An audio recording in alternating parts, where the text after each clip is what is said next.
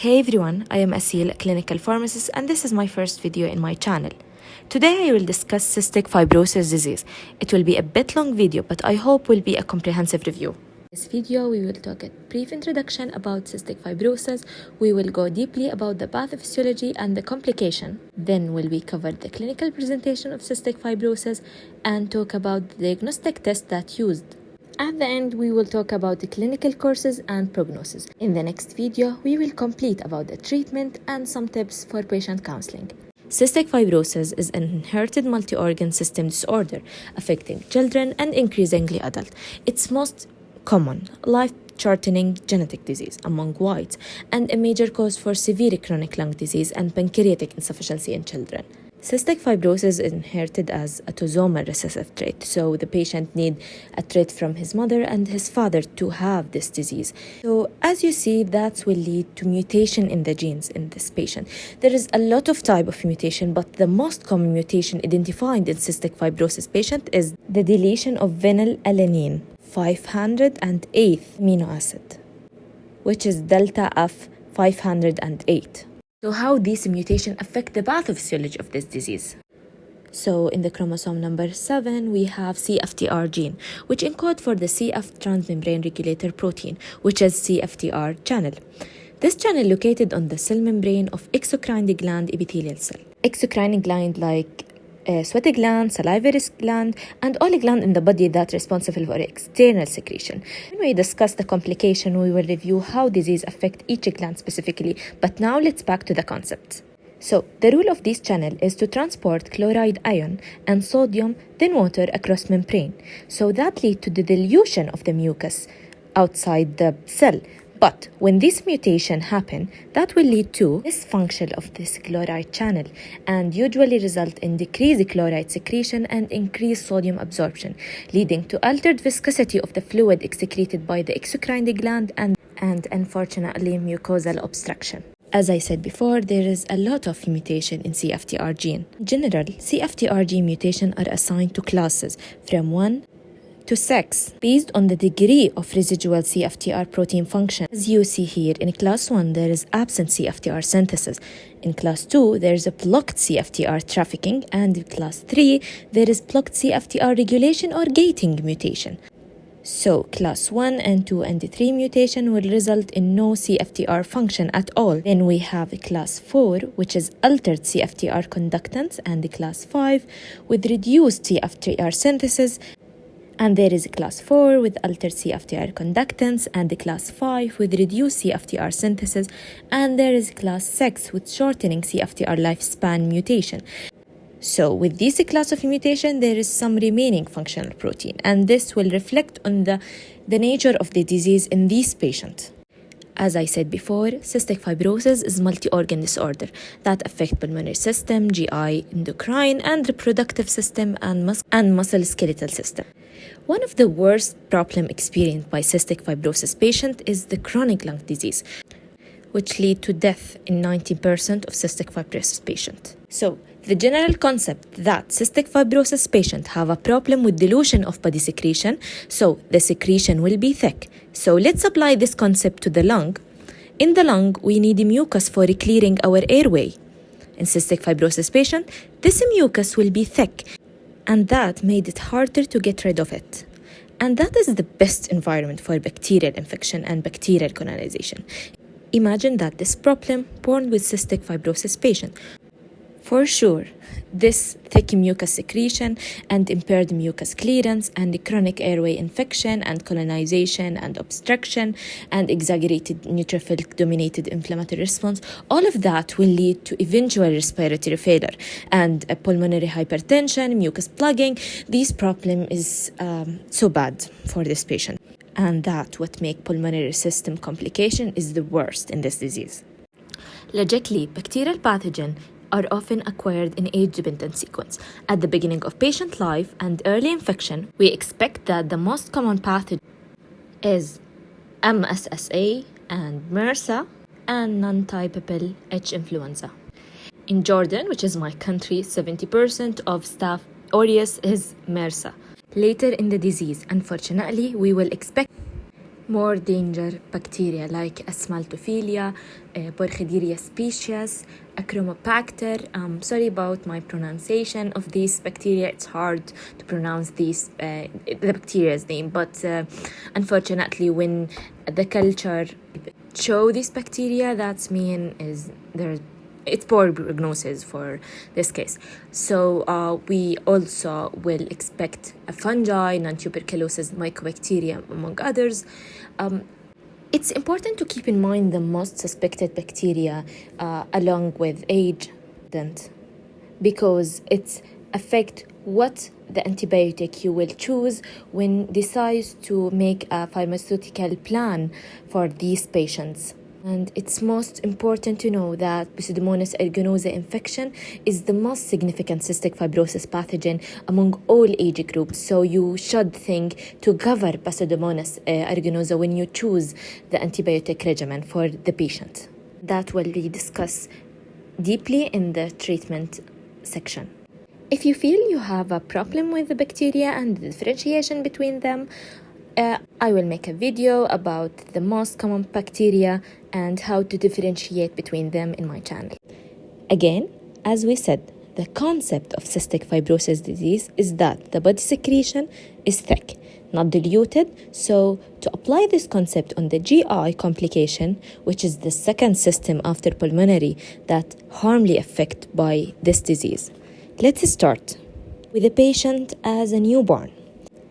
Every normal healthy newborn will rid of meconium ileus, which is the first stool of the body in his life.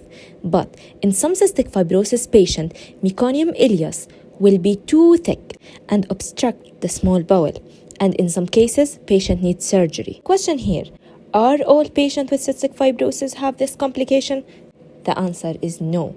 That not happen for all patients, because as we said in the pathophysiology section, there are too many type of mutation and classes, and all of that affect what happen with patient and what the complication he will suffer from.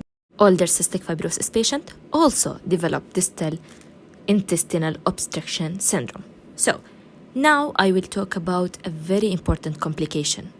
As you know, our GI need pancreatic enzyme to digest food, which is lipase, protease, and amylase. But what happens with cystic fibrosis patient? In cystic fibrosis patients have a thick secretion everywhere. As you see in the picture, the mucus block pancreatic and bile duct.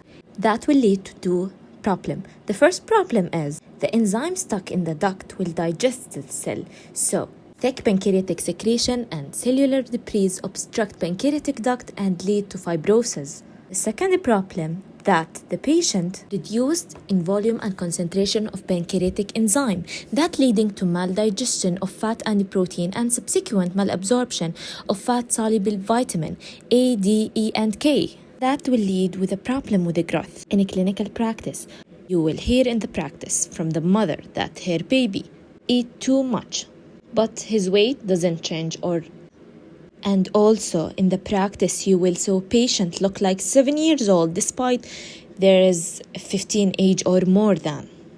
So it's obvious problem with the growth because of maldigestion and malnutrition. And that's important to think about what patient need. You should think about vitamin supplement and support digestion by external enzyme like a crayon. We talk deeply in the section of treatment about the crayon and how to give the patient and some patient counseling about the crayon. Another problem in the GI system will appear over time like hepatobiliary disease, hepatomegaly, splenomegaly, portal hypertension. So what about endocrine system? 20% of adolescent and 40% of adult patients will suffer from cystic fibrosis related diabetes. That related to the problem having when pancreas over the time. As you know, pancreas secrete insulin.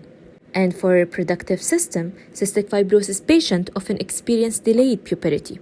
In female, menarche occurs 18 months later than average.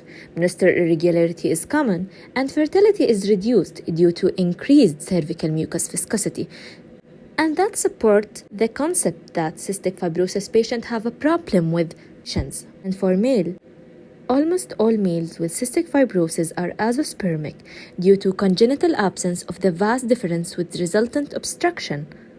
Musculoskeletal system. Factors contribute to development of bone disease in cystic fibrosis are malabsorption of vitamin D and K and calcium, poor nutrition and decreased body mass, physical inactivity due to recurrent illness, and steroid therapy that can be given to patient, delayed puberty, chronic pulmonary infection. All these factors can affect the bone and will lead to osteopenia, osteoporosis, pathological fracture, and kyphosis, as you see in the picture.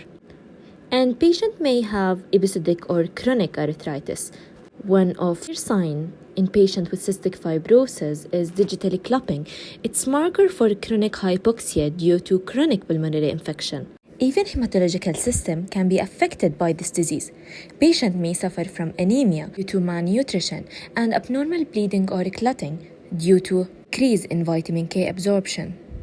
The last system we will cover is the integumentary system, which is the outermost layer of our body. This complication is very important in diagnosis. Look at the picture. In normal situation, chloride will be absorbed and in sodium and in water. But in cystic fibrosis patient, with decrease in number of CFTR channel, chloride will be accumulated and sodium will be accumulated outside. So the sweat will have increased sodium chloride concentration. That will lead to salty sweat. Patients are usually asymptomatic, other than a characteristic salty taste of the skin.